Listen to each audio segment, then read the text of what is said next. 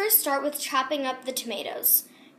You are going to want to chop up the ends of the tomatoes.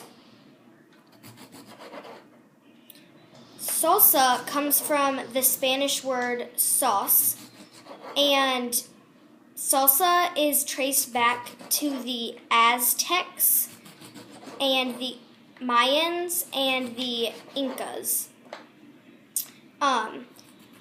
After you chop up slices of the tomatoes, you are going to want to cut them into little tomatoes because salsa isn't, you can have your salsa chunky, but I know I like mine really like liquidy almost, so you're going to want to chop them up really small and thin.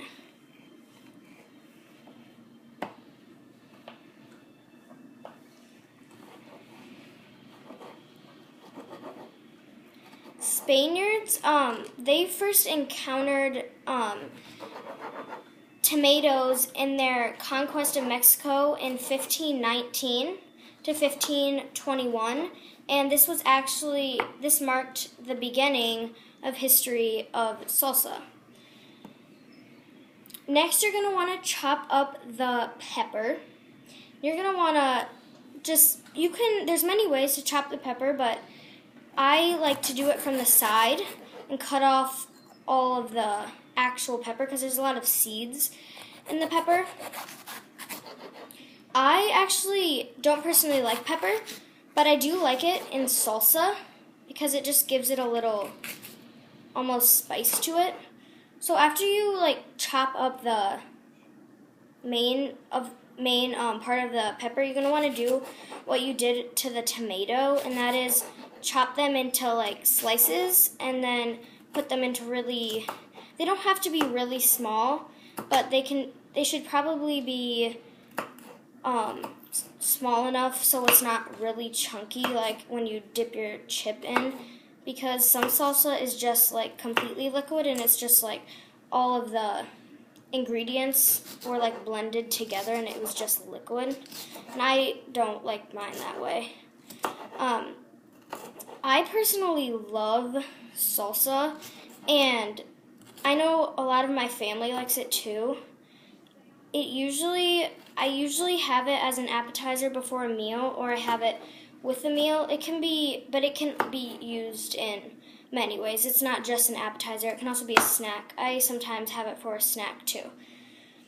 Once you have all of the peppers sliced up, you will want to do the onion. And with the onion, it's a little harder because you do not want the ends of the onion. So you're going to want to probably cut off from here to here of both ends of the onion, because those parts of the onions aren't actually good. They're just from when they were growing there.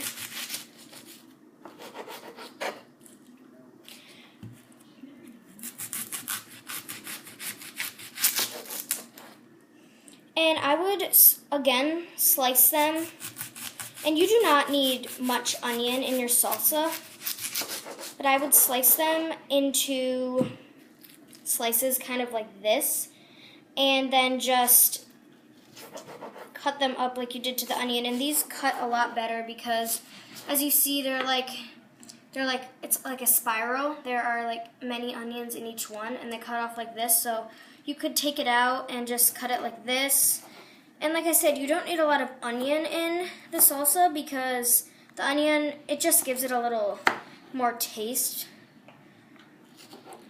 There are really a lot of types of salsa. There is a salsa called salsa verde, and it is called salsa verde because it is green, obviously. And it's really, I like it, but I don't like it as much as the red salsa. And I know my dad really likes salsa verde, and he uses it rather than the red salsa. So after you have all the vegetables chopped up, you just you can put them together or put them in separate bowls, but I will be putting them in separate bowls. So you can put the tomato in one, and my hands are already washed, so this is okay.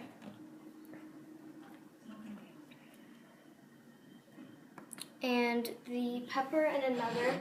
You don't have to put them in separate bowls. I just like them in separate bowls because it's easier to mix when you put them in the food processor.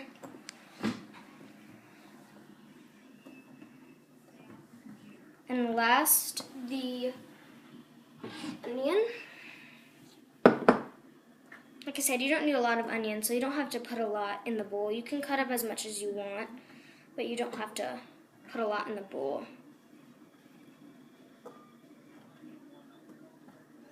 And that is it for chopping up the vegetables.